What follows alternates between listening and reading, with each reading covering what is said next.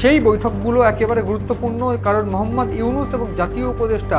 খলিলুর রহমানের সঙ্গে বৈঠক করেছেন। মোহাম্মদ ইউনূস এবং খলিলুর রহমানের সঙ্গে বৈঠক করা কেন ভারতের জন্য থ্রেট, তার কারণ আমি এর আগে বলছিলাম যে ওয়াকারুজ্জামান সিন্ডিকেট এবং ইউনূস সিন্ডিকেট সেটা কিন্তু আলাদা হয়ে গিয়েছে, এবং ইউনূস কিন্তু ভারতের কাছে সামরিক সাহায্য চাইতে পারে। তার কারণ তিনি পরিষ্কার হয়ে গিয়েছে এই মুহূর্তে যে ইউনূস কিন্তু নিজের ক্ষমতা ধরে রাখার জন্য জামাতকে দিয়ে গোটা বাংলাদেশকে আরও একটা পাকিস্তান বানাতে চাইছেন, এবং ঠিক এর পাশাপাশি একেবারে মুসলিম একটা সংগঠনকে দিয়ে ট্রেনিং করিয়ে মিলিশিয়া গঠন করে এক প্রকার বলা ভালো ইরানের রেভলিউশনারি যে পার্টি সেই পার্টি গঠন করতে চাইছে, এবং যেইখানে দাঁড়িয়ে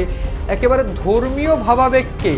স্থাপিত করতে চাইছে সেনাবাহিনীতে, এবং যেইটা কোনোভাবেই ওয়াকারুজ্জামান সমর্থন করছেন না বা করেননি। এবং এই জন্য ওয়াকারুজ্জামানকে ব্যতি রেখে ওয়াকারুজ্জামানের সঙ্গে কথা না বলে, তার আগে এই ওয়াকারুজ্জামানের সঙ্গে কথা না বলে তিনি ইউনূসের সঙ্গে কথা বলেন এবং খলিলুর রহমানের সঙ্গে কথা বলেন, এবং পাকিস্তান থেকে একজন উচ্চ পর্যায়ের সেনাকর্তা এসে এই যে বাংলাদেশের রাজনৈতিক এক প্রকার তাদের সঙ্গে কথা বলছে, এটা অত্যন্ত আশঙ্কার এবং চিন্তার। এবং এই মুহূর্তে দাঁড়িয়ে তিনি চিকেন স্নেক সংক্রান্ত যেসব বিমানবন্দর সেগুলোতে যাবেন, সেগুলো ভিজিট করবেন, এবং এই চিকেন স্নেক সংক্রান্ত বিমানবন্দর ভিজিট করতে তার প্রাসঙ্গিক যে বিষয়টা আমি একটু বলে রাখতে চাইবো, লালমনিরহাট যে এয়ারবেস ক্যাম্প